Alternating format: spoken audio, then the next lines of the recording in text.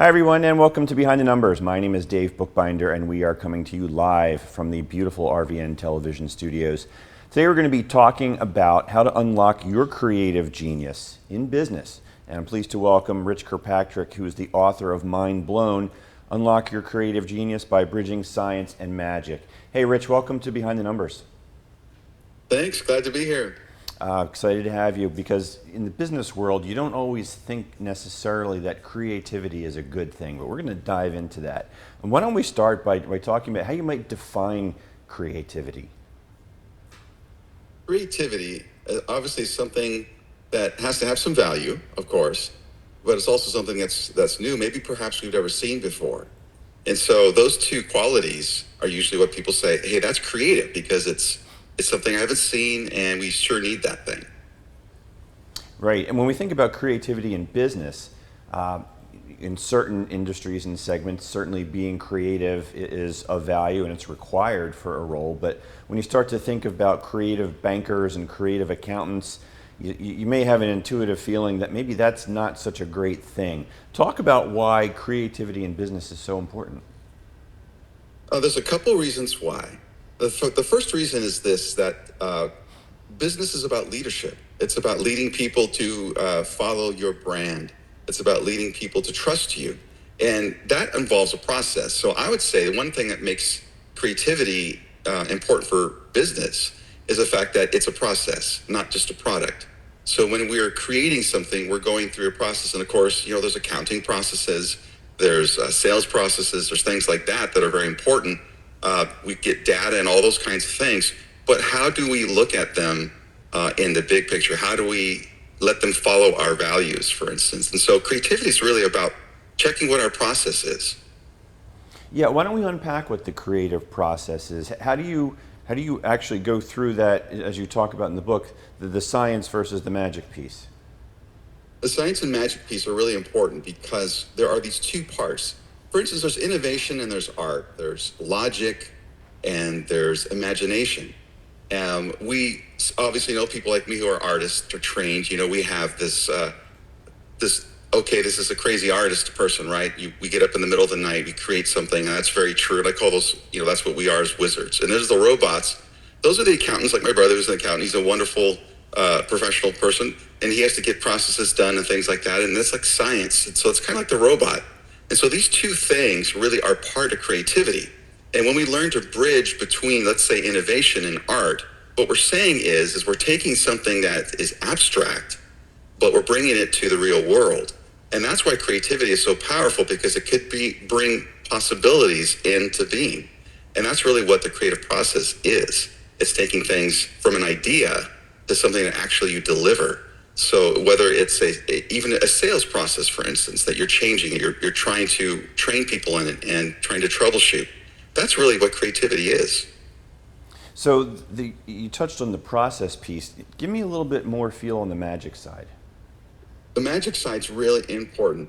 Now, I was always told as a kid, don't trust yourselves. Kind of this really strict environment I grew up in. And people, I think they meant well, because, kids, some of us are kind of crazy. But your imagination is really important. That's a part of us where we see in pictures in our brain. And we are all wired as humans to see things in this way. And 80% of us prefer to not see things that way because our society trains us in language and data and things like that. And we value that, and we should. But the other side's also important. And 20% of us that prefer that oftentimes are left out because we see things in pictures. So imagine this. What if those pictures are able to see things quicker?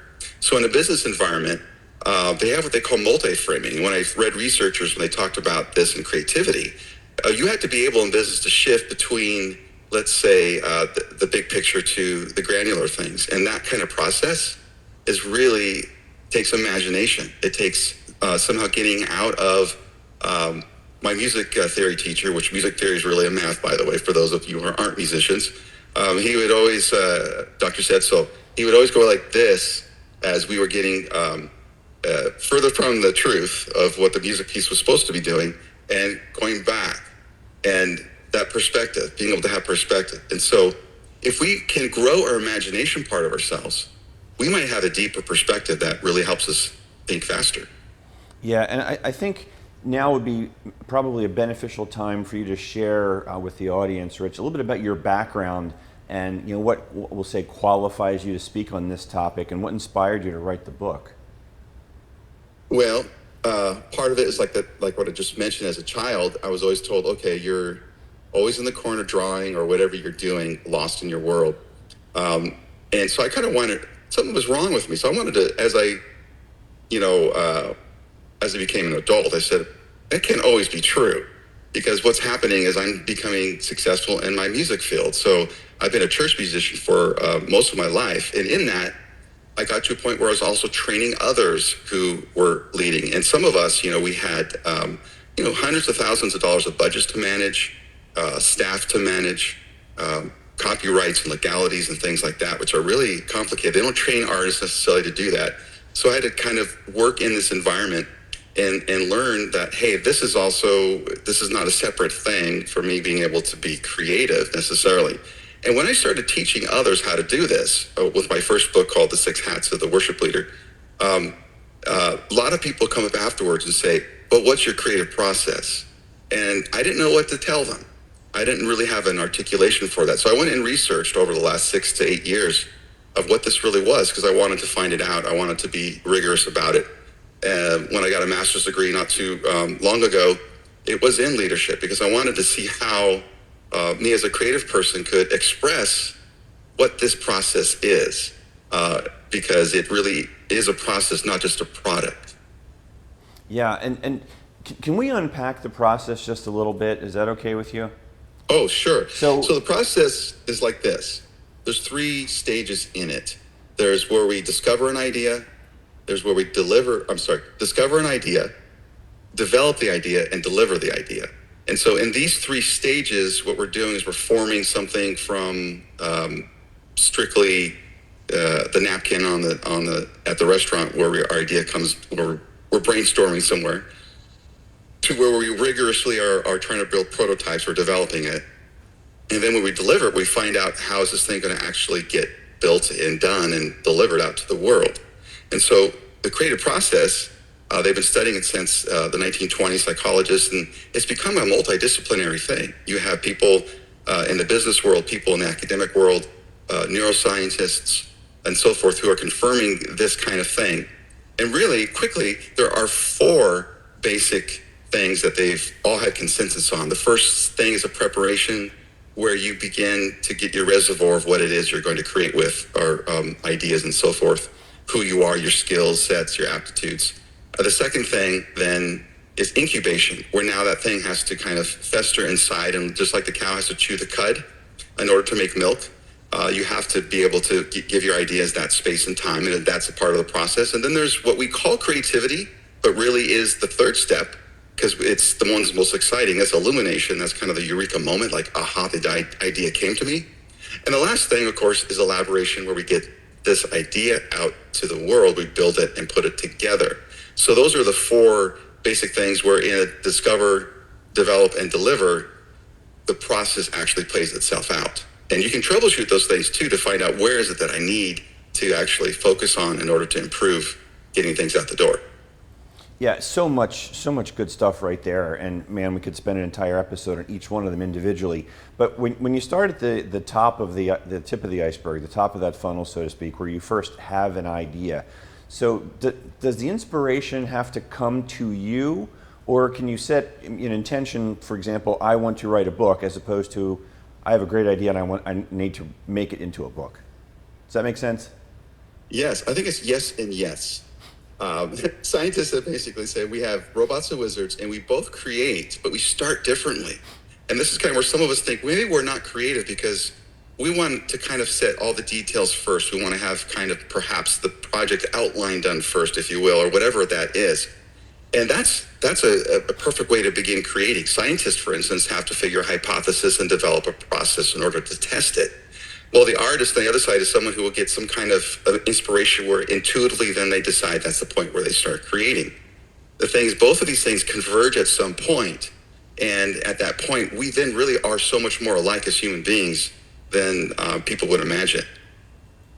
Yeah, Rich, tell the audience how they can connect with you if they want to learn more about you or want to work with you. I have a website called RK for Rich Kirkpatrick, rkblog.com. Simple enough. And where can we find the book? The book is on Amazon or any other seller. It's available in audiobook all over, whether you're Spotify or Audible. And hopefully you'll enjoy it. Very good. Rich, we're bumping up on a commercial here, so you sit tight. Folks, you at home watching and listening, don't go anywhere. We have to pay a few bills, but we will be right back after this quick break. Un ataque cerebral puede ser fácil de detectar. Su ser querido no logra hablar o quizás no puede moverse, pero existe otro síntoma de ataque cerebral que muchos de nosotros no vemos. Se llama negligencia espacial y puede ocurrir durante o después de un ataque cerebral, causando movimientos visuales distorsionados. Afortunadamente, existe una solución que utiliza tecnología óptica basada en prismas durante la rehabilitación. Si usted o su ser querido experimenta un ataque cerebral, pregúntele a su doctor sobre la negligencia espacial. Encuentre más información en kesslerfoundation.org. Weeds. I have you surrounded. You just gonna stand there? Or are you gonna take your lawn back? We're gonna take it back. We're gonna take it back. With Scott's Turf Builder triple action, it gets 3 jobs done at once. Kills weeds, prevents crabgrass, and keeps your lawn growing strong. Glorious! No, no. Get a bag of Scott's Triple Action today. It's guaranteed. Feed your lawn. And Doug. Hey, man. Nice base. Clearly you're a safe driver. You could save hundreds for safe driving with Liberty Mutual. They customize your car insurance, so you only pay for what you need.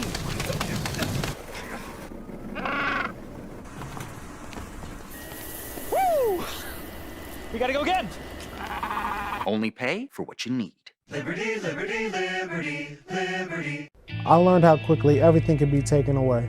1 minute, I was playing college football. The next, I was paralyzed. I'm Eric LeGrand. I believe I will walk again, but also know what I can do now. I'm applying my love of the game as a sports broadcaster and inspiring others along the way. Only my abilities matter. Visit Kessler Foundation on Facebook and tell us your abilities. And go to KesslerFoundation.org.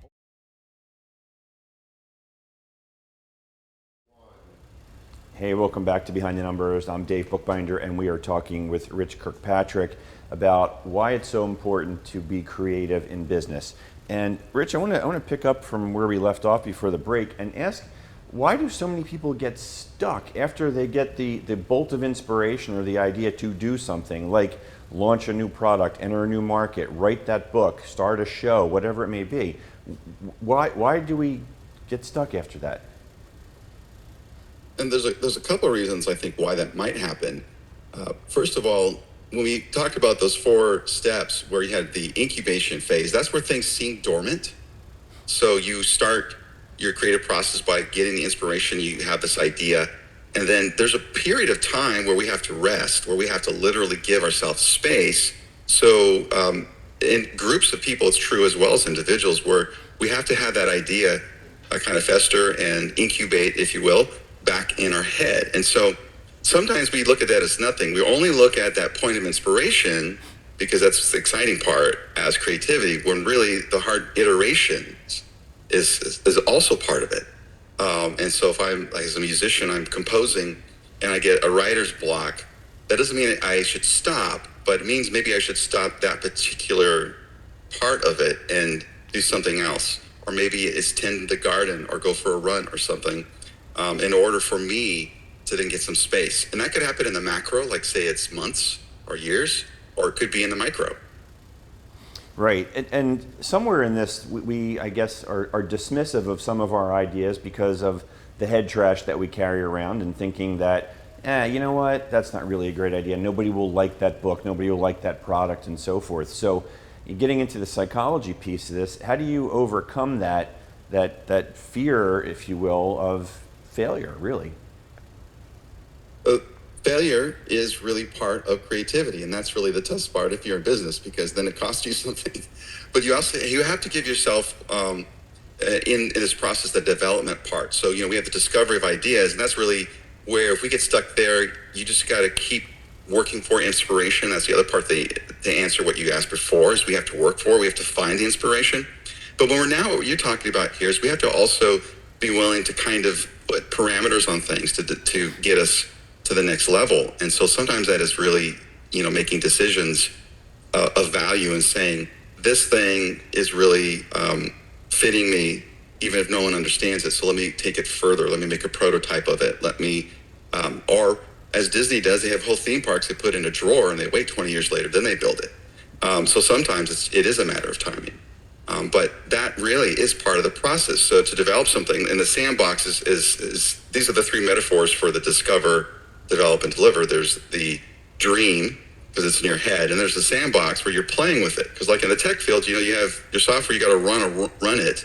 And any process you do, you actually want to test it before you go public. And so sometimes that gap feels like the no man's land, like nothing's really happening. But really, that's where the magic is, I think.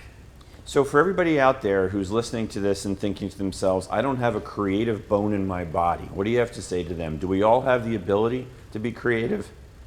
Oh, yeah. The aptitude for who we are as a species, as human beings. The scientists, the anthropologists, and philosophers, those of us are and people of faith, all agree on this fact, is that we are creative beings. But what that means is it may not look the same for everybody. So, like I said, the robot and the wizard, it's really important to understand that you might be the robot and you might create first with a starting point that looks like a plan, for instance, or direction, or an experiment if you're a scientist. Or you may be like the wizard, where you're moving so intuitively that you're not aware that you are doing those structures, but you start at that place. So that, yes, you are creative. The scientists say our brains were wired differently than any animal. And that's really fascinated me, that it just really, if there's one thing that's true out of all this thing that there's some certainty to, I would say is yes, you are creative. So I want to get back into a little bit of the psychology, the science and the magic component, and talk about where our best ideas come from. And you hear it often that some of the best ideas come from when we're in the shower, when we're driving to work, when we're brushing our teeth, when the brain is sort of on autopilot, right? There's not a whole lot of other stimuli around us. But where do we get our best ideas? Best ideas really do come from within. And what that means is you have to intake. Inspiration is really breathing in. And so as you breathe in throughout your life, it's experiences, as you read, that's why it's important to be a person who's taking new information in all the time and learning from others. As you're having that drink with somebody who you want to learn from, that is part of your creativity. And so that is the thing that will help you. One of the things is taking more things in. But let's say, just take curiosity, for instance. How do I be curious so I can see different things that are out there in front of me? Because, there's a lot of stuff that's already right on my lap or inside of me. And curiosity is something we used to do as little kids before we had like Game Boys and stuff to play in the car on road trips. Used to okay, how many orange cars can we find on the interstate traveling as a family?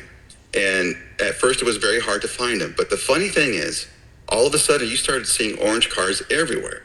It's like, here in the Bay Area, you look for a Tesla, all of a sudden you see 1,000 Teslas all over. It takes one act of basically telling yourself, I want to look at something new. And so there is processes for this. You mentioned something about, how do you get in a state of flow, I think you were talking about. So how do we get that where things start flowing out? And those are kinds of exercises that are, I go in some in the book about that, but how we can find that. And so curiosity is just a great place to start, because where's something I'm looking for that I'd like to see, but I don't see much of, and training yourself to do that. Yeah, and as you're talking about that, I'm thinking about, should businesses be intentional in creating meetings, so to speak, around the brainstorming of creativity, around new ideas and things like that? Or how does that process work? What's your advice there? Well, what happens sometimes, brainstorm meetings, they really are terrible. Because what happens is we try to do two things at one time. We try to execute. Business is about execution. And there's no doubt that the most successful people are about having a process that works and they can just deliver that process. But the front end of that is, like you said, come in with the ideas. So you have to separate basically the idea of discovery, of let's find new ideas, let's find inspiration, let's intake some things, without having the pressure in that one moment of then sorting through those. And that's really the robot and wizard. This is what we call divergent thinking and convergent thinking. And we talked about the 80 and 20%. This is really the brain networks that are involved in creativity. So we have to turn the default mode network, which is the part of us that kind of, we just let some thoughts in, but intentionally, be the rule in a meeting one time. And then we have to somehow go, even a separate team, it could be, or a separate situation where then we start to develop those ideas and see how they can be implemented. That's a way to take, in a business situation, a team from the frustration of just writing things on a whiteboard, and seeing people nod off, to actually people getting engaged and excited. And I would suggest for businesses to basically find the different robots and wizards and either have two meetings or have them all act as robots in one and all act as the wizard in the other. And that might help a lot. And is that really the secret sauce that differentiates the companies that we can think of that are innovative versus the ones that are not? Oh, I would think that's part of it, is understanding how this dance between science and magic, as if you will, learning what that is, and it does have a place. Obviously, there's a place where you have to have the science. But if you never have the magic, if you never have a place where you could dream and have a vision, then you're never going to have that vocabulary in order to be able to enunciate, here's what all this processes should really produce. Yeah, I want to take this conversation all the way back to the beginning of the program where you talked about leadership, and help us to understand how being creative makes us better leaders. Well, there's this idea of being on the balcony versus the dance floor. So we're in the balcony, and some business researchers, they explain it this way. You have to be able to see the big picture, obviously, but you also have to see what's going on the ground floor and the granular. But the ability, though, to go back and forth is what makes a really good leader, to be visionary, but also to understand kind of what's going on ground floor. And that's great creativity, science and magic again. The other part of that that's exciting is multi-framing. So let's say there's a frame of politics, and there's a frame of HR, there's a frame of structure, and there's a frame of symbolism. And those are the four frames that researchers have basically identified, that if a business person has to go between this multiverse, like the Spider-Verse or Marvel, for instance, in order to succeed, because you have to be able to go between these zones in a very quick manner to get all the data in front of you to be able to assess its impact on your business. So if it's an HR issue, you have to focus on HR, but that's not all your business. You have politics. How do we survive in this environment? And then you have, of course, structures and business processes and things like that. But you have symbolism, like how is our ethos still being expressed? And so those four zones, for instance, or multi-frames as they call them, it takes a lot of creativity to go between those. Rich, for everybody who's out there and they're eager to get in contact with you, what's the best way for them to do that? You can find me on LinkedIn. You can also find me, my email's rich@rkblog.com. Awesome, thanks. Let's talk about stretching, some goals. How do we reach beyond where we are today, and maybe even beyond where we can see today? I think that what that is giving yourself permission to find a space where you can rest, but also find a space where you can fail, be bad at something. And then whether that's a hobby or what that might be for some of us, because we don't want to fail in our business situation, but we need to find, as a human being, space in order to intake things in life, to be inspired by what's around us, but also a place where we can grow and find new possibilities and find where that could be safe to do that. Great. And throughout this conversation, you've helped to really debunk the myth about creativity in business and why it may not be a good thing necessarily. So we've broken that code, and we've alluded to a number of the benefits. But I'm wondering, not to put you on the spot, is there any data or anecdotal things that you can share with us that really speaks to the benefits of creativity in business? Is there anything that correlates to creative cultures, if you will, and the key performance indexes like growth in sales and profitability, things like that? Well, I think that, when you are able to take something this is kind of a bigger picture answer for that. If you're able to take something that's not just innovative where it's novel and new, but it also addresses a human pain, then I think what we have is a better product, a better service, a better process. So for instance, I tell a story in there where my wife and I went to Paris, and we had this incredible experience at this little bakery, and everything was very well done intentionally, and the line was out the door. So business was booming at this place. But what they did is they took something and they made an ethos out of it, where you could see their vision in every little piece. You can only find this by going around the corner from the line to find it. And so for those particular reasons, I think we have to be willing to see the human side sometimes. And that involves empathy. So you can be both very bold and cutthroat, I think, out there, but you can also be very empathetic and also find out what people really need and how they're going to really respond. And in the long run, I think that's better for all of us. Yeah, I couldn't agree more. And it's interesting that there's a recurring theme on this program when we talk about leadership and effective leaders. The word empathy always comes up. Rich, we're down to about like the last 2 minutes in the program here, so I want to just sneak in one more thing and give you the final word. I'm sure there are folks out there watching and listening who would really love to know some actionable tips that they can maybe use today or tomorrow, and how they can become more creative, how they can unleash that creative genius. I think what we need to do as a creative person, first of all, is find out if you're a robot or a wizard and embrace that. But when you find your comfortable side, whether you're a robot or wizard, be also willing to embrace the opposite of that. So for me, I'm the wizard. I had to show up on time for meetings, for instance, at one point as a young person, because I'd get lost in my creativity. And so I had to learn things that the robot did, which was scheduling. And back then we had Frankies and daytimers and things like that. And when I had that skill trained, it just made me more creative. And the opposite's true. Maybe I'm so good at being the robot in the process that I need to learn to dream. I need to learn to envision. And so maybe there's things that I need to do, if that's who you are, to learn from the wizard, to find inspiration. And all of us have things that we love to do. And so one simple thing here is to find that, whether it's gardening, I'm sure people like golfing, whatever it is that you love to do, don't deprive yourself of what it is that you can intake inspiration and breathe it in. Well said. And on that note, we're going to have to wrap. Rich, thank you so much for joining us today on Behind the Numbers. This was a great conversation. It's been my pleasure. Thanks again. Folks, we've been talking today with Rich Kirkpatrick, who's the author of Mind Blown, Unlock Your Creative Genius by Bridging Science and Magic. Definitely check that out. I want to thank the Big Cheese for running the board today. Always a great program when he's behind the wheel here. My name is Dave Bookbinder, and I'm the one that my clients turn to when they want to know what their most important assets are worth. I'm known for helping people in figuring out the value of their businesses. And if you're a business owner out there and don't know the value of your business, and apparently 98% of you don't, we should probably have a conversation. So please connect with me on LinkedIn.